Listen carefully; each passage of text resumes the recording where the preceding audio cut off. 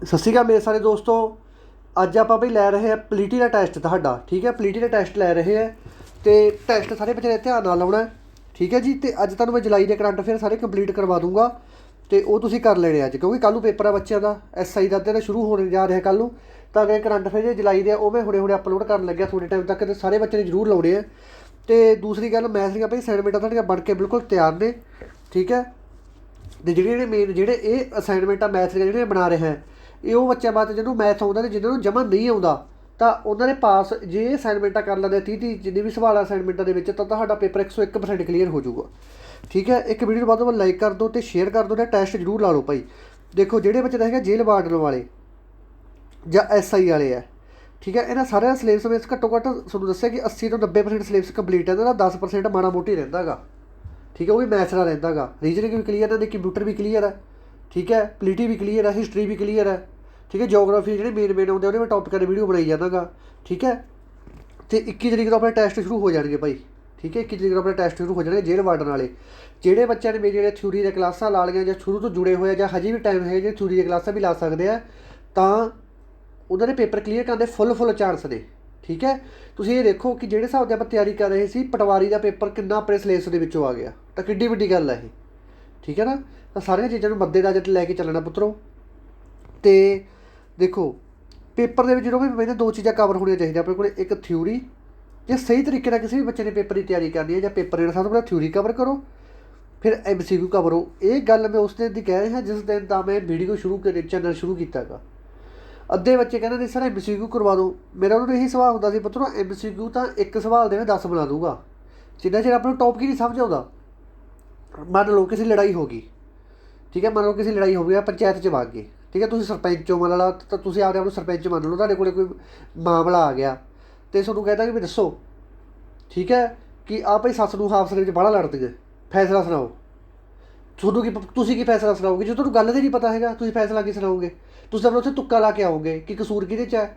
ਜੇ ਉਹਨੇ ਦੱਸੋ ਪੁੱਛ ਲਿਆ ਕਿ ਵੀ ਨੰਦ 'ਚ ਇਹ 'ਚ ਨੂੰਹ 'ਚ ਕਸੂਰ ਹੈ ਕਿ ਸੱਸ 'ਚ ਕਸੂਰ ਹੈ, ਤਾਂ ਤੂੰ ਪੁੱਛ ਲਿਆ ਉਹਨਾਂ ਨੇ। ਤੁਸੀਂ ਸਰਪੰਚ ਹੋ ਤਾਂ ਤੁਸੀਂ ਕੀ ਕਹੋਗੇ? ਤੁਸੀਂ ਤੁੱਕਾ ਹੀ ਲਾਓਗੇ ਕਿ ਸੱਸ 'ਚ ਕਸੂਰ ਹੈ, ਜਾਂ ਤੁਸੀਂ ਤੁੱਕਾ ਲਾਓਗੇ ਨੂੰਹ 'ਚ ਕਸੂਰ ਹੈ, ਠੀਕ ਹੈ। ਜਿੱਦਾਂ ਚਿਰ ਤੁਹਾਨੂੰ ਸਾਰੀ ਗੱਲ ਹੀ ਨਹੀਂ ਪਤਾ ਹੋਊਗੀ, ਤੁਸੀਂ ਉਹਨਾਂ ਨੂੰ ਆਨਸਰ ਕਿਵੇਂ ਦੇ ਦੋਗੇ, ਠੀਕ ਹੈ। ਤਾਂ ਕਰਕੇ ਕੋਈ ਵੀ ਚੀਜ਼ ਕਰਨੀ ਹੁੰਦੀ ਆਪਾਂ ਸਭ ਤੋਂ ਪਹਿਲਾਂ ਥਿਊਰੀ ਸਮਝਣ ਦੀ ਕੋਸ਼ਿਸ਼ ਕਰਨੀ ਹੈ, ਵਿੱਚ ਗੱਲਬਾਤ ਕੀ ਹੋ ਰਹੀ ਹੈ, ਕੀ ਪ੍ਰੋਸੈਸ ਹੈ ਸਾਰਾ, ਉਸ ਤੋਂ ਬਾਅਦ ਲਾਉਣਾ। ਜਿਹੜਾ ਮੈਂ ਅੱਜ ਟੈਸਟ ਪਾਉਣ ਲੱਗਿਆ, ਜਿਹੜੇ ਬੱਚੇ ਮੇਰੇ ਕੋਲ ਸ਼ੁਰੂ ਤੋਂ ਕਲਾਸਾਂ ਲਾ ਰਹੇ ਆ ਜਾਂ ਕਿਤੋਂ ਵੀ ਕੰਟੈਕਟ ਕਰ ਰਹੇ ਆ, ਹਰੇਕ ਬੱਚੇ ਦੇ 25 ਨੰਬਰਾਂ ਦਾ ਪ੍ਰਸ਼ਨ ਹੈ, 24+ ਨੰਬਰ ਹਰੇਕ ਬੱਚੇ ਦੇ ਹੋਣੇ ਚਾਹੀਦੇ, 24+। ਯਾਦ ਰੱਖ ਲਓ ਗੱਲ ਇਹ, ਠੀਕ ਹੈ। 24+, 25 ਦਾ ਟੈਸਟ ਹੈ, 1 ਨੰਬਰ ਦੀ ਮਾਫੀ ਹੈ ਗੱਲੀ। ਦੇਖੋ ਸਭ ਤੋਂ ਪਹਿਲਾਂ ਪ੍ਰਸ਼ਨ ਦੇਖੋ ਜੀ, ਕਹਿੰਦੇ ਕਿਸੇ ਵਿਅਕਤੀ ਨੂੰ ਸੁਪਰੀਮ ਕੋਰਟ ਦਾ ਜੱਜ ਬਣਨ ਲਈ ਉਸ ਕੋਲ ਕਿੰਨਾ ਤਜਰਬਾ ਹੋਣਾ ਚਾਹੀਦਾ? 25 ਦਾ ਅੱਜ ਪਊਗਾ, 25 ਦਾ ਕੱਲ੍ਹ ਨੂੰ ਪਊਗਾ, ਠੀਕ ਹੈ। ਟੈਸਟ ਕਿਸੇ ਵਿਅਕਤੀ ਨੂੰ ਸੁਪਰੀਮ ਕੋਰਟ ਦਾ ਜੱਜ ਬਣਨ ਵਾਸਤੇ ਭਾਈ ਕਿੰਨਾ ਤਜਰਬਾ ਹੋਣਾ ਚਾਹੀਦਾ ਹੈਗਾ? ਇਹਦਾ ਕੀ ਆਨਸਰ ਆਊਗਾ? 10 ਸਾਲ, 5 ਸਾਲ, 2 ਸਾਲ ਕਿ ਨਨ? ਕੀ ਆਨਸਰ ਆਊਗਾ ਦੱਸੋ ਭਾਈ ਇਹਦਾ? ਕਿਸੇ ਵਿਅਕਤੀ ਨੇ ਸੁਪਰੀਮ ਕੋਰਟ ਦਾ ਜੱਜ ਬਣਨਾ ਹੈ, ਉਸ ਕੋਲ ਕਿੰਨਾ ਤਜਰਬਾ ਹੋਣਾ ਚਾਹੀਦਾ? ਇਹਦੇ ਆਨਸਰ ਦੱਸੋ ਕੀ ਆਊਗਾ? ਜਿਹੜੇ ਬੱਚਿਆਂ ਨੇ ਇਹਦਾ D ਨੰਬਰ ਆਪਸ਼ਨ ਆਨਸਰ ਲਾਇਆ ਭਾਈ, ਉਹ ਬੱਚੇ ਬਿਲਕੁਲ ਸਹੀ ਹੈਗੇ, ਠੀਕ ਹੈ, ਜਿਹਨਾਂ ਨੇ D ਨੰਬਰ ਆਪਸ਼ਨ ਲਾਇਆ। ਕਿਉਂਕਿ ਇਸ ਸਵਾਲ ਦੇ ਵਿੱਚ ਮੈਂ ਦੋ ਚੀਜ਼ਾਂ ਕਵਰ ਕਰਦਾ। ਜੇ ਤਾਂ ਭਾਈ ਉਹ ਬੰਦਾ ਉਸਨੇ ਹਾਈ ਕੋਰਟ ਦੇ ਵਿੱਚ 10 ਸਾਲ ਵਕੀਲ ਦਾ ਕੰਮ ਕੀਤਾ, 10 ਸਾਲ ਵਕੀਲ ਦਾ ਕੰਮ ਕੀਤਾ, ਤਾਂ ਵੀ ਉਹ ਹਾਈ ਕੋਰਟ ਦਾ ਜੱਜ ਬਣ ਸਕਦਾ। ਜੇਕਰ ਉਹਨੇ ਸੁਪਰੀਮ ਕੋਰਟ ਦੇ ਵਿੱਚ 5 ਸਾਲ ਜੱਜ ਦਾ ਤਜਰਬਾ ਲੈਤਾ ਗਾ, ਜੱਜ ਦਾ ਕੰਮ ਕੀਤਾ, ਤਾਂ ਵੀ ਉਹ ਸੁਪਰੀਮ ਕੋਰਟ ਦਾ ਜੱਜ ਬਣ ਸਕਦਾ। ਦੋ ਪ੍ਰਸ਼ਨ ਬਣ ਗਏ ਇਹਦੇ ਵਿੱਚ। ਜੇ ਤਾਂ ਉਹਨੇ ਹਾਈ ਕੋਰਟ ਦੇ ਵਿੱਚ 10 ਸਾਲ ਵਕੀਲ ਦੇ ਤੌਰ 'ਤੇ ਕੰਮ ਕੀਤਾ, ਤਾਂ ਵੀ ਉਹ ਸੁਪਰੀਮ ਕੋਰਟ ਦਾ ਜੱਜ ਬਣ ਸਕਦਾ। ਜੇਕਰ ਉਸਨੇ 5 ਸਾਲ ਜੱਜ ਦੇ ਤੌਰ 'ਤੇ ਰਿਹਾ ਹੈਗਾ, ਤਾਂ ਵੀ ਉਹ ਸੁਪਰੀਮ ਕੋਰਟ ਦਾ ਜੱਜ ਬਣਨ ਦੇ ਯੋਗ ਹੈਗਾ ਗਾ। ਉਹ ਤੁਹਾਨੂੰ ਪੇਪਰ ਦੇ ਵਿੱਚ ਡਿਪੈਂਡ ਕਰਦਾ ਕਿ ਬੋਲਦਾ ਤੁਹਾਨੂੰ ਜੱਜ ਬਾਰੇ ਪੁੱਛਦਾ ਹੈ ਕਿ ਵਕੀਲ ਦੇ ਤਜਰਬੇ ਬਾਰੇ ਪੁੱਛਦਾ ਹੈ, ਠੀਕ ਹੈ ਜੀ। ਇਹਦਾ ਆਪਸ਼ਨ ਨੰਬਰ D ਜਿਹੜੇ ਬੱਚੇ ਦਿੱਤਾ ਉਹਨਾਂ ਦਾ ਆਨਸਰ ਬਿਲਕੁਲ ਸਹੀ ਹੈ। ਇਸ ਤੋਂ ਬਾਅਦ ਦਿੱਲੀ ਨੂੰ ਕਿਸੇ ਸੰਸ਼ੋਧਨ ਦੇ ਅੰਤਰਗਤ ਰਾਜਧਾਨੀ ਬਣਾਇਆ ਗਿਆ? ਦਿੱਲੀ ਨੂੰ ਬਣਾਇਆ ਗਿਆ, ਦੱਸੋ ਭਾਈ ਕਿਹੜਾ? 69, 52, 75, 50। ਤਾਂ ਜਿਹੜੇ ਬੱਚਿਆਂ ਦਾ ਆਨਸਰ ਨੰਬਰ A ਹੈਗਾ ਗਾ, ਉਹਦਾ ਆਨਸਰ ਬਿਲਕੁਲ ਸਹੀ ਹੈ। 69ਵੇਂ ਸੰਸ਼ੋਧਨ ਦੇ ਦੁਆਰਾ ਦਿੱਲੀ ਨੂੰ ਭਾਰਤ ਦੀ ਰਾਜਧਾਨੀ ਬਣਾਇਆ ਗਿਆ ਗਾ। ਅਤੇ ਬਣਾਇਆ ਕਿਦੋਂ ਗਿਆ ਸੀ? 1911 ਦੇ ਵਿੱਚ। ਉਹਨੂੰ ਰਾਜ ਕਿਹਦਾ ਸੀ? ਲਾਰਡ ਹਾਰਡਿੰਗ ਦਾ। ਇਸ ਤੋਂ ਬਾਅਦ ਅਗਲਾ ਕਹਿੰਦੇ ਨੈਸ਼ਨਲ ਐਮਰਜੈਂਸੀ ਜ਼ਿਆਦਾ ਤੋਂ ਜ਼ਿਆਦਾ ਕਿੰਨੇ ਸਮੇਂ ਤੱਕ ਲਗਾ ਸਕਦੇ ਹਾਂ? ਸਭ ਤੋਂ ਪਹਿਲਾਂ ਨੈਸ਼ਨਲ ਐਮਰਜੈਂਸੀਆਂ ਨੂੰ ਕੀ ਕਹਿੰਦੇ ਨੇ? ਰਾਸ਼ਟਰਪਤੀ ਰਾਜ ਨੂੰ ਕਹਿੰਦੇ ਆਪਾਂ ਐਮਰਜੈਂਸੀ। ਜਿਹੜੀਆਂ ਐਮਰਜੈਂਸੀਆਂ ਹੁੰਦੀਆਂ ਕਿੰਨੇ ਤਰ੍ਹਾਂ ਦੀਆਂ ਹੁੰਦੀਆਂ? ਇਹ ਹੁੰਦੀਆਂ ਭਾਈ 3 ਤਰ੍ਹਾਂ ਦੀਆਂ। ਕਿਹੜੀਆਂ? ਸਭ ਤੋਂ ਪਹਿਲਾਂ ਆ ਗਈ ਆਪਣੀ ਨੈਸ਼ਨਲ, ਨੰਬਰ 2 'ਤੇ ਆ ਗਈ ਸਟੇਟ, ਤੀਸਰੇ 'ਤੇ ਆ ਗਈ ਫਾਈਨੈਂਸ਼ੀਅਲ। ਇਹ ਆਉਂਦੀ ਆਰਟੀਕਲ 352 ਦੇ ਵਿੱਚ, ਇਹ ਆਉਂਦੀ 356 ਦੇ ਵਿੱਚ, ਅਤੇ ਇਹ ਆਉਂਦੀ ਆਪਣੀ 360 ਦੇ ਵਿੱਚ। ਜਿਹੜੀ ਨੈਸ਼ਨਲ ਐਮਰਜੈਂਸੀ ਇਹਨੂੰ ਜ਼ਿਆਦਾ ਕਿੰਨੇ ਸਮੇਂ ਤੱਕ ਲਗਾ ਸਕਦੇ ਆ? ਇਹਨੂੰ ਆਪਾਂ ਜ਼ਿਆਦਾ ਤੋਂ ਜ਼ਿਆਦਾ, ਜਿਹੜੇ ਬੱਚੇ ਨੇ ਇਹਦਾ ਆਨਸਰ ਨੰਬਰ ਡੀ ਲਾਇਆ ਉਹਦਾ ਬਿਲਕੁਲ ਸਹੀ ਆਨਸਰ ਹੈ। ਇਹਦੇ ਵਿੱਚ ਕੁਛ ਨਹੀਂ ਦੱਸਿਆ ਹੋਇਆ ਆਪਣੇ ਆਰਟੀਕਲ ਦੇ ਵਿੱਚ ਕਿ ਜਿਹੜੀ ਨੈਸ਼ਨਲ ਐਮਰਜੈਂਸੀ ਆ ਉਹ ਆਪਾਂ ਕਿੰਨੇ ਤੋਂ ਕਿੰਨੇ ਸਮੇਂ ਦੇ ਵਿੱਚ ਲਗਾ ਸਕਦੇ ਆ। ਓਕੇ ਜੀ, ਕਿੰਨੇ ਸਮੇਂ ਤੱਕ ਆਪਾਂ ਲਗਾ ਸਕਦੇ ਕਿਹੜੀ? National emergency. ਅਤੇ ਜਿਹੜੀ ਸਟੇਟ ਐਮਰਜੈਂਸੀ ਹੈ ਇਹ ਵੱਧ ਤੋਂ ਵੱਧ 3 ਸਾਲ ਤੱਕ ਲਗਾ ਸਕਦੇ ਆ। ਠੀਕ ਹੈ, ਸਟੇਟ ਐਮਰਜੈਂਸੀ ਵੱਧ ਤੋਂ ਵੱਧ 3 ਸਾਲ ਤੱਕ ਲਗਾ ਸਕਦਾ। ਫਾਈਨੈਂਸ਼ੀਅਲ ਹੈ ਜਿਹੜੀ, ਇਹਦਾ ਵੀ ਕੋਈ ਦੱਸਿਆ ਨਹੀਂ ਗਿਆ ਭਾਈ ਕੀ ਵੀ ਕਿੰਨੇ ਟਾਈਮ ਤੱਕ ਲਾ ਸਕਦੇ। ਅਨਲਿਮਿਟਡ ਸਮੇਂ ਤੱਕ, ਇਹ ਵੀ ਅਨਲਿਮਿਟਡ ਸਮੇਂ ਤੱਕ ਜਿੱਦਾਂ ਚਿਰ ਕਿਸੇ ਪ੍ਰੋਬਲਮ ਦਾ ਸਲਿਊਸ਼ਨ ਨਹੀਂ ਹੁੰਦਾ ਜਿਹਦੇ ਕਰਕੇ ਐਮਰਜੈਂਸੀ ਲੱਗੀ ਹੈ। ਠੀਕ ਹੈ, ਅਤੇ 20 ਅਤੇ 21 ਇਹ ਆਪਣੇ ਦੋ ਇਹੋ ਜਿਹੇ ਫੰਡਾਮੈਂਟਲ ਰਾਈਟ ਹੈਗੇ ਜਿਹੜੇ ਕਦੇ ਵੀ ਸਸਪੈਂਡ ਨਹੀਂ ਹੁੰਦੇ। ਜੇਕਰ ਤੁਹਾਨੂੰ ਪੇਪਰ ਦੇ ਵਿੱਚ ਪ੍ਰਸ਼ਨ ਵਾਲਾ ਪੁੱਛਦਾ ਹੈਗਾ ਭਾਈ ਕਿਹੜੇ ਜਿਹੜੇ ਆਪਣੇ ਫੰਡਾਮੈਂਟਲ ਰਾਈਟ ਹੈਗੇ ਇਹ ਸਸਪੈਂਡ ਹੋ ਸਕਦੇ ਆ, ਹਾਂ ਜਾਂ ਨਾ, ਤਾਂ ਇਹ ਸਸਪੈਂਡ ਹੋ ਸਕਦੇ ਆ। ਪਰ ਜੋ ਇਹ ਪੁੱਛਦਾ ਹੈਗਾ ਕਿ ਕਿਹੜੇ ਨਹੀਂ ਸਸਪੈਂਡ ਹੋ ਸਕਦੇ, 20 ਅਤੇ 21 ਕਦੇ ਵੀ ਸਸਪੈਂਡ ਨਹੀਂ ਹੋ ਸਕਦੇ। ਇਹ ਦਿਮਾਗ ਦੇ ਵਿੱਚ ਬਿਠਾ ਲਓ ਗੱਲ। ਠੀਕ ਹੈ, ਅਤੇ ਨੈਸ਼ਨਲ ਐਮਰਜੈਂਸੀ ਜ਼ਿਆਦਾ ਤੋਂ ਜ਼ਿਆਦਾ ਕਿੰਨੇ ਸਮੇਂ ਤੱਕ ਲਗਾ ਸਕਦੇ ਆ? ਅਨਲਿਮਿਟਡ ਟਾਈਮ, ਜਿਹਦੇ 'ਚ ਕੰਡੀਸ਼ਨ ਕੰਟਰੋਲ 'ਚ ਨਹੀਂ ਹੁੰਦੀ। ਓਕੇ, ਇਸ ਤੋਂ ਬਾਅਦ ਅਗਲੇ 'ਤੇ ਇਹਨਾਂ ਦੇ ਵਿੱਚੋਂ ਵੀਟੋ, ਕਿਹੜੀ ਵੀਟੋ ਪਾਵਰ ਹੈ ਜਿਹੜੀ ਰਾਸ਼ਟਰਪਤੀ ਦੀ ਸਭ ਤੋਂ ਸ਼ਕਤੀਸ਼ਾਲੀ ਵੀਟੋ ਪਾਵਰ ਹੈ? ਦੱਸੋ ਕਿਹਦੇ? ਐਬਸਲੂਟ, ਪੌਕਟ, ਸਸਪੈਂਸ ਕਿ ਨਨ? ਇਹਦਾ ਤੁਹਾਨੂੰ ਪਤਾ ਭਾਈ, ਤਾਂ ਆਪਾਂ ਜਿਹੜੀ ਪੌਕਟ ਵੀਟੋ ਹੈ, ਆਪਸ਼ਨ ਨੰਬਰ ਬੀ ਜਿਹੜੇ ਵਿੱਚ ਆਨਸਰ ਲੱਗਦਾ ਆਪਰੇਸ਼ਨ ਬਿਲਕੁਲ ਸਹੀ ਹੈ। ਜਿਹੜੀ ਪੌਕਟ ਵੀਟੋ ਆ ਭਾਈ, ਇਹਨੂੰ ਰਾਸ਼ਟਰਪਤੀ ਸਭ ਤੋਂ ਸ਼ਕਤੀਸ਼ਾਲੀ ਪਾਵਰ ਮੰਨਿਆ ਜਾਂਦਾ, ਕਿਉਂਕਿ ਜੇ ਇਹ ਵੀਟੋ, ਪੌਕਟ ਦਾ ਵੀਟੋ ਦਾ ਮਤਲਬ ਹੁੰਦਾ ਗਾ ਕਿ ਭਾਈ ਇਹਨੇ ਆਪਦਾ ਜਿਹੜਾ ਵੀ ਕੋਈ ਬਿੱਲ ਤੁਸੀਂ ਭੇਜਿਆ ਸੀ ਪਾਸ ਕਰਨ ਵਾਸਤੇ ਉਹ ਇਹਨੇ ਆਪਣੀ ਪੌਕਟ ਦੇ ਵਿੱਚ ਪਾ ਲਿਆ, ਤਾਂ ਹੁਣ ਜਦੋਂ ਵੀ ਇਹਦਾ ਜੀ ਕਰੂਗਾ ਉਦੋਂ ਫੈਸਲਾ ਸੁਣਾਊਗਾ, ਜੇ ਇਹਦਾ ਜੀ ਨਹੀਂ ਕਰੂਗਾ ਤਾਂ ਇਹ ਫੈਸਲਾ ਨਹੀਂ ਸੁਣਾਊਗਾ। ਇਹ ਗੱਲ ਯਾਦ ਰੱਖਿਆ। ਤਾਂ ਕਰਕੇ ਜਿਹੜੀ ਵੀਟੋ ਪਾਵਰ ਹੈ ਜਿਹੜੀ ਇਹ ਸਭ ਤੋਂ ਤਾਕਤਵਰ ਹੈ, ਸ਼ਕਤੀਸ਼ਾਲੀ ਪਾਵਰ ਹੈ। ਇਹ ਇਹਦੇ ਦੁਆਰਾ ਕਿਸੇ ਨੂੰ ਵੀ ਜਵਾਬ ਵੀ ਦੇਣ ਦੇ ਯੋਗ ਨਹੀਂ ਹੈਗਾ, ਇਹ ਕਿਸੇ ਨੂੰ ਜਵਾਬ ਵੀ ਨਹੀਂ ਦੇ ਸਕਦਾ। ਠੀਕ ਹੈ, ਇਹ ਅਸੀਂ ਚੁੱਪ ਕਰਕੇ ਜੇਬ 'ਚ ਪਾ ਸਕਦਾ। ਸਸਪੈਂਸ ਵੀਟੋ, ਵੀਟੋ ਦੇ ਵਿੱਚ ਇਹ ਹੁੰਦਾ ਕੋਈ ਵੀ ਬਿੱਲ ਕਿਸੇ ਨੂੰ ਭੇਜਤਾ ਸਰਕਾਰ ਦੇ, ਸੰਸਦ ਦੇ ਬਿੱਲ ਭੇਜਤਾ ਰਾਸ਼ਟਰਪਤੀ ਕੋਲ, ਰਾਸ਼ਟਰਪਤੀ ਦੁਬਾਰਾ ਫਿਰ ਭੇਜ ਸਕਦਾ। ਇੱਕ ਵਾਰੀ ਹੋਰ ਪੜ੍ਹੋ, ਜੇ ਦੁਬਾਰੇ ਰਾਸ਼ਟਰਪਤੀ ਕੋਲ ਆ ਗਿਆ, ਰਾਸ਼ਟਰਪਤੀ ਜਿਹੜੇ ਸਾਈਨ ਕਰਤੇ ਤਾਂ ਉਹ ਸਸਪੈਂਸ ਵੀਟੋ ਬਣ ਜੂਗਾ, ਇੱਕ ਤਰ੍ਹਾਂ ਦਾ ਮਤਲਬ ਉਹ ਬਿੱਲ ਬਣ ਜੂਗਾ। ਐਬਸਲੂਟ ਵੀਟੋ ਦੇ ਵਿੱਚ ਉਹ ਸਿੱਧਾ ਬਿੱਲ 'ਤੇ ਸਾਈਨ ਕਰ ਤੋਂ ਨਾ ਕਰ ਸਕਦਾ। ਓਕੇ ਜੀ, ਇਹ 3 ਪਾਵਰਾਂ ਹੁੰਦੀਆਂ ਰਾਸ਼ਟਰਪਤੀ ਦੀਆਂ। ਇਸ ਤੋਂ ਬਾਅਦ ਅਗਲਾ, ਇਹਦੇ ਵਿੱਚੋਂ ਕਿਸੇ ਨੂੰ ਫੰਡਾਮੈਂਟਲ ਰਾਈਟ ਦੇ ਵਿੱਚੋਂ ਹਟਾ ਦਿੱਤਾ ਗਿਆ ਹੈ। ਆਪਣੇ ਫੰਡਾਮੈਂਟਲ ਰਾਈਟ ਪਹਿਲਾਂ 7 ਸੀ, ਇਹ ਤੋਂ ਬਾਅਦ 6 ਰਹਿ ਗਏ ਹੋ। ਠੀਕ ਹੈ, ਕਿਹੜੇ ਨੂੰ ਹਟਾਤਾ? ਇਹ ਹਟਾਤਾ ਆਪਸ਼ਨ ਨੰਬਰ ਬੀ ਨੂੰ, ਰਾਈਟ ਆਫ ਪ੍ਰੋਪਰਟੀ ਨੂੰ ਆਪਣੇ ਫੰਡਾਮੈਂਟਲ ਰਾਈਟ ਦੇ ਵਿੱਚੋਂ ਹਟਾਤਾ। ਇਹਦੇ ਬਾਰੇ ਡਿਟੇਲ ਦੇ ਵਿੱਚ ਦੱਸ ਕੇ ਸਭ ਥਿਊਰੀ ਦੇ ਵਿੱਚ ਕੀਤਾ ਹੋਇਆ। ਕੇਸ਼ਵ ਲਾਲ ਨੰਦਾ ਦਾ ਕੇਸ ਸੀ, ਉਹਦੇ ਕਰਕੇ ਇਹਨੂੰ ਕੱਢਿਆ ਗਿਆ ਹੈਗਾ। ਇਹ ਕਿਹੜੇ ਆਰਟੀਕਲ 'ਚ ਆਉਂਦੀ ਸੀ ਰਾਈਟ ਆਫ ਪ੍ਰੋਪਰਟੀ? ਇਹ ਆਉਂਦੀ ਸੀ ਆਰਟੀਕਲ 31 ਦੇ ਵਿੱਚ। ਹੁਣ ਇਹ ਕੀ ਹੈ? ਹੁਣ ਇਹ ਲੀਗਲ ਰਾਈਟ ਆਪਣਾ, ਅਤੇ ਕਿਹੜੇ ਆਰਟੀਕਲ ਦੇ ਵਿੱਚ ਆ? ਇਹ ਹੈਗਾ ਹੁਣ 300A ਦੇ ਵਿੱਚ ਰਾਈਟ ਆਫ ਪ੍ਰੋਪਰਟੀ। ਓਕੇ, ਇਸ ਤੋਂ ਬਾਅਦ ਜਿਹੜੀ ਆਪਣੇ ਪੰਚਾਇਤੀ ਰਾਜ ਦੀਆਂ ਵੋਟਾਂ ਪੈਂਦੀਆਂ ਜਿਹੜੀਆਂ ਆਪਣੀਆਂ ਪੰਚਾਇਤ ਰਾਜ ਦੀਆਂ ਔਰਤਾਂ ਨੂੰ ਕਿੰਨਾ ਕੋਟਾ ਦਿੱਤਾ ਗਿਆ? ਆਪਣੀਆਂ ਪੰਚਾਇਤਾਂ ਬਣਦੀਆਂ ਪਿੰਡਾਂ ਦੇ ਵਿੱਚ, ਹੈ ਨਾ, ਔਰਤਾਂ ਨੂੰ ਕਿੰਨਾ ਕੋਟਾ ਦਿੱਤਾ ਗਿਆ ਇਹਦੇ ਵਿੱਚ? 33%, 44%, 50% ਕਿ 36%? ਜਿਹੜੇ ਬੱਚਿਆਂ ਨੇ ਆਨਸਰ ਨੰਬਰ ਏ ਲਾਇਆ ਉਹਨਾਂ ਦਾ ਆਨਸਰ ਬਿਲਕੁਲ ਸਹੀ ਹੈ। 33% ਕੋਟਾ ਦਿੱਤਾ ਗਿਆ ਔਰਤਾਂ ਨੂੰ ਪੰਚਾਇਤਾਂ ਦੇ ਵਿੱਚ। ਅਤੇ ਪੰਚਾਇਤੀ ਰਾਜ ਸਿਸਟਮ ਆ ਜਿਹੜਾ ਕਿਹੜੇ ਆਰਟੀਕਲ ਦੇ ਵਿੱਚ ਆਉਂਦਾ? 243 ਦੇ ਵਿੱਚ। ਇਸ ਤੋਂ ਬਾਅਦ ਆਰਟੀਕਲ 110 ਦੇ ਵਿੱਚ ਕੀ ਆਉਂਦਾ ਹੈ? ਦੱਸੋ ਪੁੱਤਰੋ ਕੀ ਆਉਂਦਾ? Money bill, finance bill, budget bill, special provision. ਜਿਹੜੀ ਆਪਣੀ ਸਪੈਸ਼ਲ ਪ੍ਰੋਵੀਜ਼ਨ ਹੈ ਇਹ ਤਾਂ ਉਹਦੇ 371 ਦੇ ਵਿੱਚ। ਜਿਹੜਾ ਬਜਟ ਹੈਗਾ, ਬਜਟ ਆਉਂਦਾ 112 ਦੇ ਵਿੱਚ, ਫਾਈਨੈਂਸ਼ੀਅਲ ਆਉਂਦਾ 117 ਦੇ ਵਿੱਚ, ਅਤੇ ਮਨੀ ਬਿੱਲ ਆਉਂਦਾ 110 ਦੇ ਵਿੱਚ। ਇਹ ਗੱਲ ਯਾਦ ਰੱਖਣੀ ਹੈ। ਓਕੇ ਜੀ, ਕੇਂਦਰ ਅਤੇ ਰਾਜ ਸਰਕਾਰਾਂ ਦੇ ਵਿਚਕਾਰ ਜੇ ਕੋਈ ਲੜਾਈ ਆਉਂਦੀ ਹੈ ਜਾਂ ਕੋਈ ਮਾਮਲਾ ਹੈਗਾ, ਜਿਵੇਂ ਕਿ ਆਪਣੇ SYL ਦਾ ਮਾਮਲਾ ਚੱਲੀ ਜਾਂਦਾ ਹੈਗਾ, ਸਤਲੁਜ ਜਮਨਾ ਲਿੰਕ ਦਾ, ਤਾਂ ਇਹ ਮਾਮਲਾ ਕਿਸ ਕੋਲ ਜਾਊਗਾ? ਜੇਕਰ ਕੋਈ ਵੀ ਵੱਡਾ ਮਸਲਾ ਹੈ, ਸਟੇਟਾਂ ਦਾ ਮਸਲਾ ਹੈ, ਤਾਂ ਉਹ ਹਮੇਸ਼ਾ ਹੀ ਉਹ ਸੁਪਰੀਮ ਕੋਰਟ ਕੋਲ ਜਾਊਗਾ। ਇਹ ਤੁਹਾਨੂੰ ਦੱਸਿਆ ਹੋਇਆ ਮੈਂ। ਠੀਕ ਹੈ, ਜਿਹੜੇ ਵਿੱਚ ਨੰਬਰ ਆਪਸ਼ਨ ਲਾਇਆ ਉਹਨਾਂ ਨੰਬਰ ਕਾਊਂਟ ਕਰ ਲੈਣ। ਕੇਂਦਰ ਅਤੇ ਰਾਜ ਸਰਕਾਰ ਦੇ ਵਿੱਚ ਜੋ ਮੁੱਦੇ ਹਨ ਇਹ ਕਿਸ ਜੁਡੀਸ਼ਰੀ ਦੇ ਵਿੱਚ ਆਉਂਦੇ ਹਨ? ਕੇਂਦਰ ਅਤੇ ਰਾਜ ਸਰਕਾਰ ਦੇ ਵਿੱਚ ਜੋ ਮੁੱਦੇ ਹਨ ਉਹ ਕਿਸ ਜੁਡੀਸ਼ਰੀ ਦੇ ਅੰਡਰ ਆਉਂਦੇ ਹਨ? ਤਾਂ ਉਹ ਦੱਸੋ, ਓਰੀਜਨਲ, ਅਪੀਲ, ਰਿਟ ਕਿ ਐਡਵਾਈਜ਼ਰੀ? ਤਾਂ ਆਪਾਂ ਕਿਹੜੇ, ਇਹ ਵੀ ਤੁਹਾਨੂੰ ਪਹਿਲਾਂ ਕਰਵਾ ਕੇ ਗਿਆ, ਜਿਹੜੇ ਵੀ ਮਾਮਲੇ ਦੇਸ਼ ਦੇ ਵਿੱਚ ਪੂਰੇ ਹਾਈਲਾਈਟਡ ਹੋਣਗੇ ਉਹ ਹਮੇਸ਼ਾ ਹੀ ਸੁਪਰੀਮ ਕੋਰਟ ਕੋਲ ਜਾਣਗੇ, ਕਿਹੜੀ ਜੁਡੀਸ਼ਰੀ ਅੰਡਰ ਜਾਣਗੇ, ਓਰੀਜਨਲ ਜੁਡੀਸ਼ਰੀ ਅੰਡਰ ਜਾਣਗੇ। ਜਿਹੜੇ ਬੱਚੇ ਨੇ ਏ ਨੰਬਰ ਆਪਸ਼ਨ ਲਾਇਆ ਉਹਨਾਂ ਦਾ ਆਨਸਰ ਬਿਲਕੁਲ ਸਹੀ ਹੈ। ਅਪੀਲ ਜੁਡੀਸ਼ਰੀ ਦੇ ਵਿੱਚ ਉਹ ਹੁੰਦਾ ਗਾ ਜੇਕਰ ਆਪਾਂ ਡਿਸਟ੍ਰਿਕਟ ਕੋਰਟ ਦੇ ਵਿੱਚੋਂ ਕੇਸ ਹਾਰ ਗਏ ਤਾਂ ਆਪਾਂ ਅਪੀਲ ਕਰ ਸਕਦੇ ਹੈਗੇ ਹਾਈ ਕੋਰਟ ਦੇ ਵਿੱਚ। ਜੇਕਰ ਆਪਾਂ ਹਾਈ ਕੋਰਟ ਦੇ ਵਿੱਚੋਂ ਕੇਸ ਹਾਰ ਗਏ ਆਪਾਂ ਅਪੀਲ ਕਰ ਸਕਦੇ ਹਾਂ ਸੁਪਰੀਮ ਕੋਰਟ ਦੇ ਵਿੱਚ। ਜੇਕਰ ਸੁਪਰੀਮ ਕੋਰਟ ਤੋਂ ਵੀ ਕੇਸ ਹਾਰ ਗਏ ਤਾਂ ਆਪਣਾ ਫੈਸਲਾ ਅੰਤਿਮ ਫੈਸਲਾ ਮੰਨਿਆ ਜਾਊਗਾ। ਰਿਟ ਮੈਂ ਤੁਹਾਨੂੰ ਕਰਵਾਇਆ ਹੋਇਆ। ਰਿਟ ਆਪਣੇ 5 ਤਰ੍ਹਾਂ ਦੇ ਹੁੰਦੇ ਤੁਹਾਨੂੰ ਬਹੁਤ ਡਿਟੇਲ ਵਿੱਚ ਡਿਸਕਸ ਕਰਵਾਇਆ ਹੋਇਆ, ਕਰ ਲਿਓ। ਐਡਵਾਈਜ਼ਰੀ ਜੁਡੀਸ਼ਰੀ ਇਹਦੇ ਵਿੱਚ ਕੀ ਕਰਦਾ, ਜਿਹੜਾ ਸੁਪਰੀਮ ਕੋਰਟ ਹੈ ਉਹ ਹਾਈ ਕੋਰਟ ਨੂੰ ਸਲਾਹ ਦੇ ਸਕਦਾ, ਠੀਕ ਹੈ। ਅਤੇ ਜਿਹੜਾ ਹਾਈ ਕੋਰਟ ਹੈ ਉਹ ਆਪਣੇ ਡਿਸਟ੍ਰਿਕਟ ਕੋਰਟ ਨੂੰ ਸਲਾਹ ਦੇ ਸਕਦਾ। ਇਹ ਗੱਲ ਯਾਦ ਰੱਖਣੀ ਹੈ।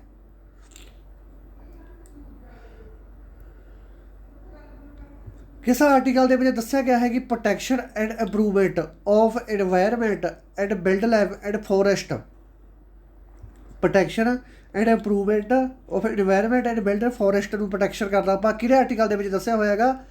48A 48B 48C ਤਾਂ 47K। ਤਾਂ ਜਿਹੜੇ ਬੱਚੇ ਨੇ ਆਨਸਰ ਨੰਬਰ ਏ ਲਾਇਆ ਉਹਨਾਂ ਦਾ ਆਨਸਰ ਬਿਲਕੁਲ ਸਹੀ ਹੈ। ਇਹਦਾ ਆਨਸਰ ਆ ਜਾਊਗਾ 48A। ਇਸ ਤੋਂ ਬਾਅਦ ਚੱਲਦੇ ਆਪਾਂ ਅਗਲੇ 'ਤੇ। ਜੇਕਰ ਕੋਈ ਵਿਅਕਤੀ ਆਪਣੀ ਡਿਊਟੀ ਸਹੀ ਢੰਗ ਨਾਲ ਨਹੀਂ ਨਿਭਾਉਂਦਾ ਤਾਂ ਉਸ ਲਈ ਕਿਹੜੇ ਰਿਟ ਦਾਇਰ ਕੀਤੀ ਜਾਵੇਗੀ। ਜੇਕਰ ਕੋਈ ਵਿਅਕਤੀ ਆਪਣੀ ਡਿਊਟੀ ਸਹੀ ਢੰਗ ਨਾਲ ਨਹੀਂ ਨਿਭਾਉਂਦਾ ਤਾਂ ਹਾਈ ਕੋਰਟ ਜਾਂ ਸੁਪਰੀਮ ਕੋਰਟ ਉਹਦੇ ਵਿਰੁੱਧ ਕਿਹੜੀ ਰਿਟ ਦਾਇਰ ਕਰੂਗਾ। ਕਿਊਬਰਾਟੋ ਤਾਂ ਉਹਦੇ ਵਾਸਤੇ ਕਰੀ ਜਾਂਦੀ ਹੁੰਦੀ ਹੈ ਜਿਹੜਾ ਬੰਦਾ ਰਿਸ਼ਵਤ ਦੇ ਕੇ ਕਿਸੇ ਰੈਂਕ 'ਤੇ ਬੈਠਾ, ਜਿਹੜਾ ਉਹ ਰੈਂਕ ਦੇ ਯੋਗ ਨਹੀਂ ਹੈਗਾ ਤਾਂ ਉਹਦੇ ਵਾਸਤੇ ਤਾਂ ਕਿਊਬਰਾਟੋ ਕਰੀ ਜਾਊਗੀ। ਮੈਂਡਾਵਸ ਜਿਹੜਾ ਬੰਦਾ ਆਪਣੀ ਡਿਊਟੀ ਸਹੀ ਢੰਗ ਨਾਲ ਨਹੀਂ ਨਿਭਾ ਰਿਹਾ, ਆਪਦੀਆਂ ਬਣਦੀਆਂ ਕਰ ਰਿਹਾ ਹੈਗਾ ਤਾਂ ਉਹ ਬੰਦੇ ਨੇ ਕਿਹੜੀ ਰਿਟ ਦਾਇਰ ਕਰੀ ਜਾਊਗੀ, ਮੈਂਡਾਵਸ। ਤਾਂ ਇਹਦਾ ਆਨਸਰ ਹੈਗਾ ਆਪਸ਼ਨ ਨੰਬਰ B। ਪ੍ਰੋਵੀਜ਼ਨ ਜੇਕਰ ਕੰਮ ਦਾ ਉੱਥੇ ਹੈਗਾ ਗਾ ਸੁਪਰੀਮ ਕੋਰਟ ਦਾ ਪਰ ਪੱਗੇ ਉੱਥੇ ਹਾਈ ਕੋਰਟ ਲੈ ਰਿਹਾ ਹੈ ਤਾਂ ਸੁਪਰੀਮ ਕੋਰਟ ਰਿਟ ਦਾਇਰ ਕਰੂਗਾ ਹਾਈ ਕੋਰਟ ਨੂੰ, ਭਾਈ ਕਿਰਪਾ ਕਰਕੇ ਇਹਦੇ ਦਾਇਰੇ ਦੇ ਵਿੱਚ ਰਹੋ ਕਿਉਂਕਿ ਇਹ ਕੰਮ ਸਾਡਾ ਤੇ ਸਾਨੂੰ ਕਰ ਦਿਓ। ਹੈਬਸ ਕਾਰਪਸ ਇਹਦੇ ਵਿੱਚ ਕੋਈ ਵੀ ਕੈਦੀ ਆ ਉਹਨੂੰ 24 ਘੰਟੇ ਦੇ ਵਿੱਚ ਹਾਜ਼ਰ ਕਰਨਾ ਪੈਂਦਾ ਗਾ ਕੋਰਟ ਦੇ ਵਿੱਚ, ਠੀਕ ਹੈ। ਇਹ ਹੈਬਸ ਕਾਰਪਸ ਹੋਰੇ। ਇਹਦਾ ਆਨਸਰ ਹੈਗਾ ਆਪਸ਼ਨ ਨੰਬਰ B। ਇਸ ਤੋਂ ਬਾਅਦ ਪੰਚਾਇਤੀ ਰਾਜ ਸਿਸਟਮ ਕਿਸ ਕਮੇਟੀ ਦੁਆਰਾ ਬਣਾਇਆ ਗਿਆ ਹੈ। ਜਿਹੜਾ ਪੰਚਾਇਤੀ ਰਾਜ ਸਿਸਟਮ ਆ ਭਾਈ ਤੁਹਾਨੂੰ ਬਹੁਤ ਵਾਰੀ ਕਰਵਾਤਾ, ਇਹ ਬਣਾਇਆ ਗਿਆ ਹੈਗਾ ਆਪਣਾ ਬਲਵੰਤ ਰਾਏ ਕਮੇਟੀ ਦੁਆਰਾ। ਆਪਸ਼ਨ ਨੰਬਰ D ਇਹਦਾ ਬਿਲਕੁਲ ਸਹੀ ਆਨਸਰ ਹੈਗਾ। ਓਕੇ ਜੀ। ਕਹਿੰਦੇ ਜਿਹੜਾ ਗਵਰਨਰ ਹੁੰਦਾ ਹੈਗਾ ਇਹ ਇੱਕ ਸਮੇਂ ਕਿਹੜੀਆਂ ਸਟੇਟਾਂ ਦਾ ਗਵਰਨਰ ਬਣ ਸਕਦਾ ਹੈਗਾ। ਬਹੁਤ ਇੰਪੋਰਟੈਂਟ ਪੋਜੀਸ਼ਨ ਹੈ। 1 2 3 ਕਿ ਨਾਨਾ ਵੱਬ। ਤਾਂ ਭਾਈ ਇਹਦਾ ਸਹੀ ਆਨਸਰ ਹੈਗਾ ਕਿ ਕੋਈ ਵੀ ਜਿਹੜਾ ਗਵਰਨਰ ਹੈ ਉਹ ਵੱਧ ਤੋਂ ਵੱਧ ਕਈ ਸਟੇਟਾਂ ਦਾ ਗਵਰਨਰ ਬਣ ਸਕਦਾ। ਇਹ ਗੱਲ ਧਿਆਨ 'ਚ ਰੱਖਣੀ ਹੈ। ਨਾਨਾ ਵੱਬ ਇਹਦਾ ਆਨਸਰ ਹੈਗਾ, ਠੀਕ ਹੈ। ਪਰ ਜਿਹੜਾ ਗਵਰਨਰ ਹੁੰਦਾ ਗਾ ਉਹ ਬੰਦਾ ਜਿਹੜਾ ਗਵਰਨਰ ਹੁੰਦਾ ਗਾ ਉਹ ਸਟੇਟ ਦਾ ਗਵਰਨਰ ਨਹੀਂ ਲੱਗ ਸਕਦਾ ਜਿਹੜੀ ਸਟੇਟ ਦਾ ਉਹ ਨਾਗਰਿਕ ਆ। ਇਹ ਗੱਲ ਧਿਆਨ 'ਚ ਰੱਖਣੀ ਹੈ। ਤਾਂ ਜਿਵੇਂ ਹੁਣ ਆਨੰਦੀਬੇਨ ਪਟੇਲ ਸੀ ਇਹ MP ਦੀ ਗਵਰਨਰ ਵੀ ਸੀ ਅਤੇ UP ਦੀ ਗਵਰਨਰ ਵੀ ਸੀ, ਠੀਕ ਹੈ ਜੀ। ਇਸ ਤੋਂ ਬਾਅਦ ਅਗਲਾ ਸਭ ਤੋਂ ਪਹਿਲਾਂ ਪੰਚਾਇਤੀ ਰਾਜ ਸਿਸਟਮ ਕਿਸ ਸਟੇਟ ਦੇ ਵਿੱਚ ਲਾਗੂ ਕੀਤਾ ਗਿਆ ਸੀ। ਬੱਚੇ ਨੂੰ ਵੀ ਪਤਾ ਹੈ ਪ੍ਰੀਸ਼ਤ ਦਾ। ਇਹ ਕਰਿਆ ਕਿ ਜਿਹੜੇ ਬੱਚੇ ਨੇ ਆਪਸ਼ਨ ਨੰਬਰ A ਲਾਈ ਉਹਨਾਂ ਦਾ ਆਨਸਰ ਬਿਲਕੁਲ ਸਹੀ ਹੈ। ਰਾਜਸਥਾਨ ਜਿਹੜੀ ਸਟੇਟ ਹੈ ਇਹਦੇ ਵਿੱਚ ਪੰਚਾਇਤੀ ਰਾਜ ਸਿਸਟਮ ਸਭ ਤੋਂ ਪਹਿਲਾਂ ਲਾਗੂ ਕੀਤਾ ਗਿਆ ਸੀ। ਕਿਉਂ ਲਾਗੂ ਕੀਤਾ ਗਿਆ ਸੀ? ਇਹ ਤਾਂ ਲਾਗੂ ਕੀਤਾ ਗਿਆ ਸੀ ਭਾਈ ਕਿਉਂਕਿ ਇਹਨੇ ਡਿਮਾਂਡ ਕੀਤੀ ਸੀ ਸਾਡੇ ਪੰਚਾਇਤੀ ਰਾਜ ਲਾਗੂ ਕੀਤਾ ਜਾਵੇ। ਤਾਂ ਇਹ ਕਿਹੜੀ ਕਮੇਟੀ ਨੇ ਬਣਾਇਆ ਸੀ ਤੁਹਾਨੂੰ ਦੱਸ ਕੇ ਗਿਆ ਪਹਿਲਾਂ। ਕਮੇਟੀ ਦਾ ਨਾਮ ਤੁਹਾਨੂੰ ਦੱਸਤਾ ਸੀ ਮੈਂ। ਅਤੇ ਇਹ ਰਾਜਸਥਾਨ ਦੇ ਨਗੌਰੀ ਦੇ ਵਿੱਚ ਬਣਾਇਆ ਗਿਆ ਸੀ, ਠੀਕ ਹੈ। ਇਹ ਗੱਲ ਯਾਦ ਰੱਖਣੀ ਹੈ। ਪਹਿਲੀ ਵਾਰ ਪੰਚਾਇਤੀ ਰਾਜ ਸਿਸਟਮ ਰਾਜਸਥਾਨ ਦੇ ਵਿੱਚ ਸ਼ੁਰੂ ਕੀਤਾ ਗਿਆ ਸੀ। ਕਿਸ ਆਰਟੀਕਲ ਦੇ ਵਿੱਚ ਦੱਸਿਆ ਗਿਆ ਹੈ ਕਿ ਜਿਹੜਾ ਵੀ ਪ੍ਰਧਾਨ ਮੰਤਰੀ ਹੈ ਉਸ ਦੀ ਮੰਤਰੀ ਮੰਡਲ ਵੀ ਹੋਵੇਗਾ। ਜਿਵੇਂ ਕਰ ਉਹਦੇ ਮੰਤਰੀ ਕੈਬਨਿਟ ਮਿਨਿਸਟਰ ਹੈਗੇ ਉਹਦੇ ਅਮਿਤ ਸ਼ਾਹ ਹੋ ਗਿਆ, ਰਾਜਨਾਥ ਸਿੰਘ ਹੋ ਗਿਆ, ਸਿਮਰਤੀ ਇਰਾਨੀ ਹੋ ਗਈ, ਧਰਮਿੰਦਰ ਪ੍ਰਧਾਨ ਹੋ ਗਏ, ਜਿਹੜੀ ਸਾਰੀ ਉਹਦੀ ਮਿਨਿਸਟਰੀ ਹੈ। ਇਹ ਕਿਹੜੇ ਆਰਟੀਕਲ ਦੱਸਿਆ ਗਿਆ ਹੈ ਵੀ ਪ੍ਰਧਾਨ ਮੰਤਰੀ ਨਾਲ ਉਸ ਦੀ ਮਿਨਿਸਟਰੀ ਵੀ ਹੋਊਗੀ। ਇਹ ਦੱਸਿਆ ਗਿਆ ਆਰਟੀਕਲ 74 ਦੇ ਵਿੱਚ। ਜਿਹੜੇ ਬੱਚੇ ਨੇ ਉਸ ਨੰਬਰ C ਲਾਇਆ ਉਹਦਾ ਆਨਸਰ ਬਿਲਕੁਲ ਸਹੀ ਹੈ। 81 ਦੇ ਵਿੱਚ ਲੋਕ ਸਭਾ ਜਾਂਦੀ, ਇਹ ਵੀ ਤੁਹਾਨੂੰ ਪਤਾ ਗਾ। ਇਸ ਤੋਂ ਬਾਅਦ ਚੱਲਦੇ ਆਪਾਂ 16ਵੇਂ 'ਤੇ। ਜਿਹੜਾ PSC ਹੁੰਦਾ, ਜਿਹੜੇ ਆਪਾਂ PCS ਚੁਣਦੇ ਆ ਸਟੇਟਾਂ ਆਪਣੇ PCS ਨਹੀਂ ਚੁਣਦੀਆਂ। PCS ਦੀਆਂ ਪੋਸਟਾਂ ਉਹਦੇ DSP ਬਣ ਜਾਂਦਾ, ਕੋਈ ਤਹਿਸੀਲਦਾਰ ਬਣ ਜਾਂਦਾ। ਤਾਂ PCS ਦਾ ਚੇਅਰਮੈਨ ਕੌਣ ਹੁੰਦਾ? ਕਹਿੰਦੇ ਗਵਰਨਰ ਹੁੰਦਾ, ਪ੍ਰਧਾਨ ਮੰਤਰੀ ਹੁੰਦਾ, ਰਾਸ਼ਟਰਪਤੀ ਹੁੰਦਾ ਕਿ ਉਪ ਰਾਸ਼ਟਰਪਤੀ ਹੁੰਦਾ। ਜਿਹੜੇ ਸਟੇਟਾਂ ਦੇ ਵਿੱਚ PCS ਚੁਣੇ ਜਾਂਦੇ ਆ ਇਹਦਾ ਚੇਅਰਮੈਨ ਹੁੰਦਾ ਭਾਈ ਗਵਰਨਰ। ਅਤੇ ਜਿਹੜੇ UPSC ਹੁੰਦਾ ਗਾ UPS ਦਾ ਜਿਹੜਾ ਚੇਅਰਮੈਨ ਹੁੰਦਾ ਉਹ ਹੁੰਦਾ ਗਾ ਰਾਸ਼ਟਰਪਤੀ।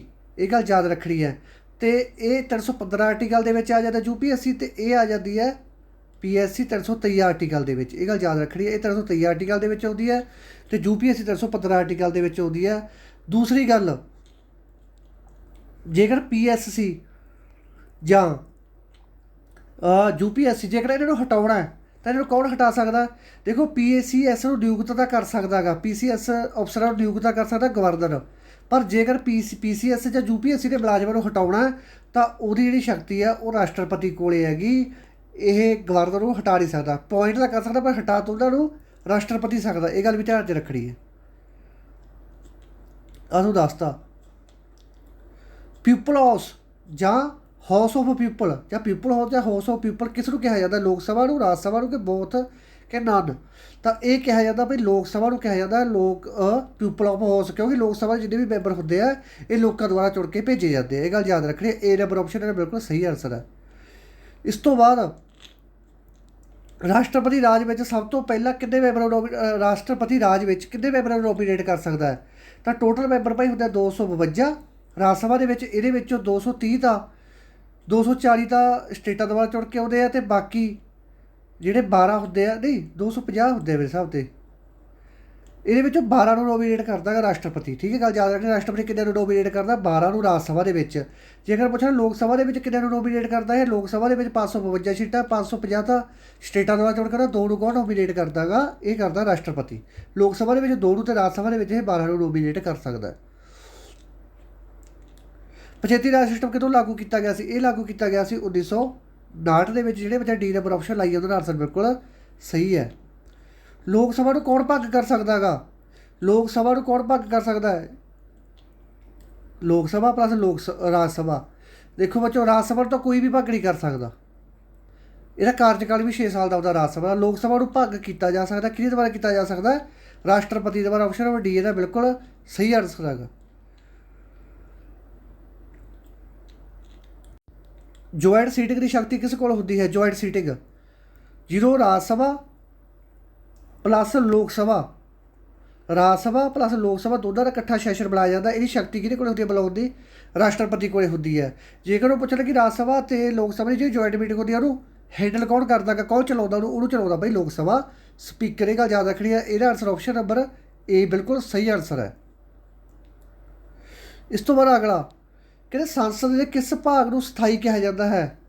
ਸਥਾਈ ਕਿਹਨੂੰ ਕੋਈ ਹਟਾ ਨਹੀਂ ਸਕਦਾ, ਨਾ ਹੀ ਇਹਨੂੰ ਭੰਗ ਕੀਤਾ ਜਾ ਸਕਦਾ। ਤਾਂ ਸਥਾਈ ਸਦਨ ਕਿਹੜਾ ਹੈਗਾ? ਪ੍ਰੈਜ਼ੀਡੈਂਟ ਹਾਊਸ, ਲੋਕ ਸਭਾ, ਸੁਪਰੀਮ ਕੋਰਟ ਅਤੇ ਰਾਜ ਸਭਾ। ਤਾਂ ਆਪਾਂ ਇਸ ਦੱਸੀ ਜਾਂਦਾ ਪਰਮਾਨੈਂਟ ਹਾਊਸ ਕਿਹਨੂੰ ਕਹਿੰਦੇ ਆਪਾਂ? ਰਾਜ ਸਭਾ ਨੂੰ ਕਹਿੰਦੇ ਆ। ਰਾਜ ਸਭਾ ਕਿਹੜੇ ਆਰਟੀਕਲ 'ਚ ਆ ਜਾਂਦੀ ਹੈ? ਆਰਟੀਕਲ 80 ਦੇ ਵਿੱਚ ਆ ਜਾਂਦੀ। ਰਾਜ ਸਭਾ ਦਾ ਚੇਅਰਮੈਨ ਕੌਣ ਹੁੰਦਾ ਗਾ? ਉਪ ਰਾਸ਼ਟਰਪਤੀ ਹੁੰਦਾ। ਸਾਰਾ ਕੁਛ ਕਰਵਾਇਆ ਵਾ ਬਈ, ਟੈਸਟ ਆ ਇਹ। ਲੋਕ ਸਭਾ ਦੇ ਸਪੀਕਰ ਨੂੰ ਕੌਣ ਨਿਯੁਕਤ ਕਰਦਾ? ਬਹੁਤ ਜ਼ਿਆਦਾ ਇੰਪੋਰਟੈਂਟ ਪ੍ਰਸ਼ਨ, ਜਵਾਕਾਂ ਦਾ ਪ੍ਰਸ਼ਨ ਹੈਗਾ। ਲੋਕ ਸਭਾ ਦੇ ਸਪੀਕਰ ਨੂੰ ਰਾਸ਼ਟਰਪਤੀ ਨਿਯੁਕਤ ਕਰਦਾ। ਪ੍ਰਧਾਨ ਮੰਤਰੀ ਸੁਪਰੀਮ ਕੋਰਟ ਹੈ ਕਿ ਮੈਂਬਰ ਆਫ ਲੋਕ ਸਭਾ? ਤਾਂ ਲੋਕ ਸਭਾ ਦਾ ਭਾਈ ਜਿਹੜਾ ਸਪੀਕਰ ਹੈ ਉਹਨੂੰ ਲੋਕ ਸਭਾ ਦੇ ਮੈਂਬਰ ਹੀ ਆਪਦੇ ਵਿੱਚੋਂ ਚੁਣਦੇ ਆ। ਇਹ ਗੱਲ ਦਿਮਾਗ 'ਚ ਬਿਠਾ ਲਓ। ਓਕੇ ਜੀ। ਇਸ ਤੋਂ ਬਾਅਦ ਆ ਗਿਆ ਆਪਾਂ ਲੋਕ ਸਭਾ ਦਾ ਸਪੀਕਰ ਆਪਣਾ ਅਸਤੀਫਾ ਕਿਸ ਨੂੰ ਦਿੰਦਾ ਹੈਗਾ? ਜਿਹੜਾ ਲੋਕ ਸਭਾ ਦਾ ਸਪੀਕਰ ਹੈਗਾ ਇਹ ਆਪਣਾ ਅਸਤੀਫਾ ਕਿਸ ਨੂੰ ਦਿੰਦਾ ਹੈਗਾ? ਜਿਹੜੇ ਬੱਚਿਆਂ ਨੇ ਆਪਸ਼ਨ ਨੰਬਰ ਬੀ ਆਨਸਰ ਲਾਇਆ ਉਹਦਾ ਆਨਸਰ ਬਿਲਕੁਲ ਸਹੀ ਹੈ। ਲੋਕ ਸਭਾ ਦਾ ਸਪੀਕਰ ਆਪਣਾ ਅਸਤੀਫਾ ਡਿਪਟੀ ਸਪੀਕਰ ਨੂੰ ਦਿੰਦਾ। ਇਹ ਗੱਲ ਧਿਆਨ 'ਚ ਰੱਖਣੀ ਹੈ। ਇਸ ਤੋਂ ਬਾਅਦ ਅੱਗੇ ਕਹਿੰਦੇ ਸਪੀਕਰ ਦੇ ਰੈਂਕ ਇਹਨਾਂ ਵਿੱਚੋਂ ਕਿਸ ਦੇ ਬਰਾਬਰ ਹੈ? ਸਪੀਕਰ ਦਾ ਰੈਂਕ ਇਹਨਾਂ ਦੇ ਵਿੱਚੋਂ ਕਿਸ ਦੇ ਬਰਾਬਰ ਹੈ? ਜਿਹੜਾ ਸਪੀਕਰ ਹੁੰਦਾ ਭਾਈ ਉਹਦਾ ਰੈਂਕ ਕਹਿੰਦੇ ਪ੍ਰਧਾਨ ਮੰਤਰੀ ਦੇ ਬਰਾਬਰ ਹੈ, ਕੈਬਨਿਟ ਮਿਨਿਸਟਰ ਦਾ, CJ ਦੇ ਬਰਾਬਰ ਹੈ ਕਿ ਪ੍ਰੈਜ਼ੀਡੈਂਟ ਦੇ? ਤਾਂ ਕਰਕੇ ਭਾਈ ਜਿਹੜਾ ਇਹਦਾ ਸਪੀਕਰ ਦਾ ਰੈਂਕ ਹੈ ਇਹ ਬਰਾਬਰ ਹੁੰਦਾ ਆਪਣਾ CGI ਦੇ। ਆਪਸ਼ਨ ਨੰਬਰ C ਆਉਣਾ ਸੀ ਇਹਦਾ ਆਨਸਰ। ਨਾ ਆਪਸ਼ਨ ਨੰਬਰ ਡੀ ਬਿਲਕੁਲ ਸਹੀ ਆਨਸਰ ਹੈ ਭਾਈ ਇਹਦਾ। ਆਪਸ਼ਨ ਨੰਬਰ ਡੀ ਆਉਣਾ ਸੀ। ਠੀਕ ਹੈ, ਪ੍ਰੈਜ਼ੀਡੈਂਟ ਇਹਦਾ ਆਨਸਰ ਆਉਣਾ ਸੀ। ਸਪੀਕਰ ਦਾ ਰੈਂਕ ਹੈ ਜਿਹੜਾ ਉਹ ਕਿਹਦੇ ਬਰਾਬਰ ਹੈ? ਪ੍ਰੈਜ਼ੀਡੈਂਟ ਦੇ ਬਰਾਬਰ ਹੈ, ਰਾਸ਼ਟਰਪਤੀ ਦੇ ਬਰਾਬਰ। ਇਹ ਗੱਲ ਯਾਦ ਰੱਖਣੀ ਹੈ। ਓਕੇ ਜੀ। ਅਤੇ ਸਾਰੇ ਆਹ ਲੈਕਚਰ ਸਾਰੇ ਬੱਚੇ ਧਿਆਨ ਨਾਲ ਲਾ ਲੈਣਾ। ਅਤੇ ਭਾਈ ਇਸ ਤੋਂ ਬਾਅਦ ਤੁਹਾਡਾ ਅੱਜ ਮੈਥ ਦਾ ਲੈਕਚਰ ਲੱਗੂਗਾ ਅਤੇ ਇੰਗਲਿਸ਼ ਦੇ ਲੈਕਚਰ ਲੱਗਣਗੇ ਪੂਰੇ ਵਧੀਆ। ਠੀਕ ਹੈ, ਧੰਨਵਾਦ ਮੇਰੇ ਦੋਸਤੋ। ਅੱਜ ਇੰਗਲਿਸ਼ ਦਾ ਥੋੜ੍ਹਾ ਇਹੋ ਜਿਹਾ ਲੈਕਚਰ ਲਾਊਂਗਾ ਮੈਂ ਡਾਇਰੈਕਟਰ ਜਿਹੜਾ ਤੁਸੀਂ ਜ਼ਿੰਦਗੀ 'ਚ ਅੱਜ ਤੱਕ ਕਿਤੇ ਲਾਇਆ ਵੀ ਨਹੀਂ ਹੋਣਾ। ਕਦੇ ਨਹੀਂ ਅੱਜ ਤੱਕ ਜ਼ਿੰਦਗੀ 'ਚ ਇਹੋ ਜਿਹਾ ਲੈਕਚਰ ਲਾਇਆ ਹੋਣਾ ਕਿ ਤੁਹਾਨੂੰ ਮੈਂ ਪੜ੍ਹਾਊਂਗਾ ਅੱਜ। ਠੀਕ ਹੈ ਮੇਰੇ ਦੋਸਤੋ, ਵੀਡੀਓ ਨੂੰ ਵੱਧ ਤੋਂ ਵੱਧ ਲਾਈਕ ਕਰ ਦਿਓ ਅਤੇ ਸ਼ੇਅਰ ਕਰ ਦਿਓ ਅਤੇ ਆਪਣਾ ਚੈਨਲ ਸਬਸਕ੍ਰਾਈਬ ਕਰੋ ਵੱਧ ਤੋਂ ਵੱਧ। ਧੰਨਵਾਦ ਮੇਰੇ ਦੋਸਤੋ।